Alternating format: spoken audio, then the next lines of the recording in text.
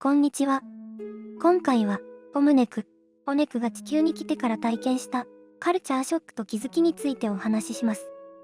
金星という愛と調和にあふれた高次元の世界から混沌と感情の渦に満ちたこの地球へ。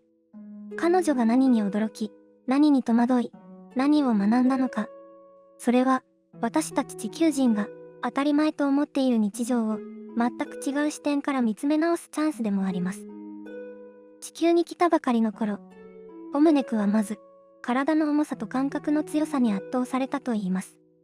金星では、光のような反エネルギー体で生きていた彼女にとって、地球の肉体はとても不自由で、動かすのにもエネルギーが必要でした。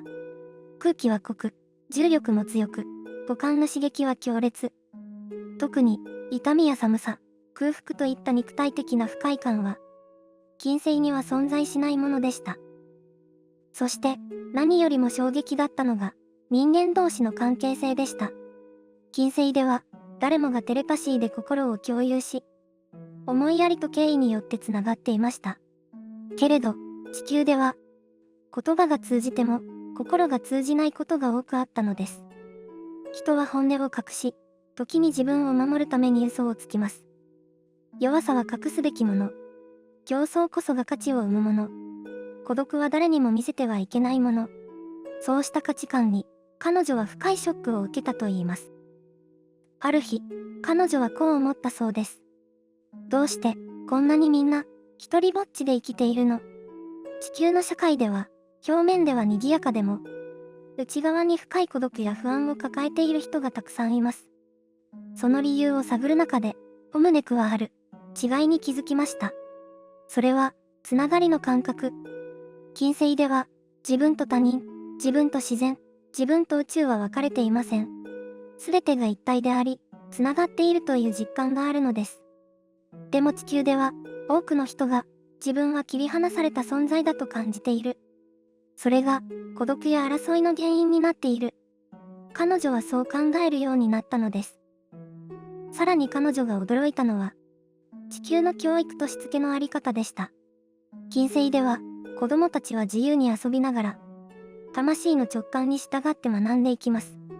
けれど地球では、多くの子供が決められた正解を詰め込まれ、個性や感性よりも言われた通りにできることが評価される。オムネクはそれを見て、本当の力を忘れさせられているように感じた、と語ります。また、彼女が特に苦しかったのは、地球の感情の激しさです。怒りや嫉妬、支配、無関心、過剰な自己主張。こうした波動は、金星には存在しません。それを毎日のように感じ続けることは、まるで荒れた海の中に放り出されるような体験だったといいます。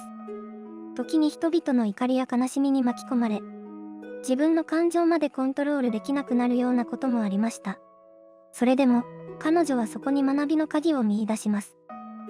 感情は、魂がこの世界で使う、色彩のようなもの。怒りも、悲しみも、喜びも。それを通して人は成長していく。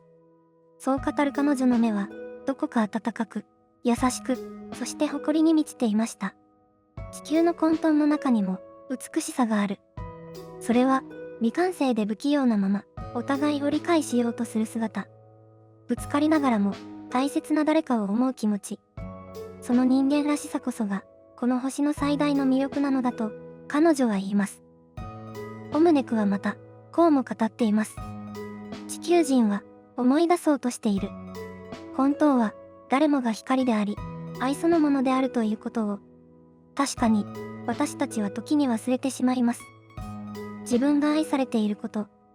自分には価値があること。この世界に、ちゃんと居場所があること。けれど、それを思い出すために、私たちはここにいるのかもしれません。彼女の話を聞いていると、地球の大変ささえも少し優しく見えてきます。混乱や葛藤に意味があるのだと知ると、目の前の出来事も少し違った角度から見られるようになるのです。あなたが今感じている苦しみも、きっと、魂の旅の一部として、いつか大きな気づきに変わる。そう、オムネクは教えてくれています。次回は、オムネクが地球人に伝えたい本当の力と目覚めのメッセージ。私たちはなぜ、言葉や思考が現実を作っているのか。そして、どうすれば本当の自分に戻っていけるのか。宇宙から来た魂が語る、希望と再生のストーリーをお楽しみに。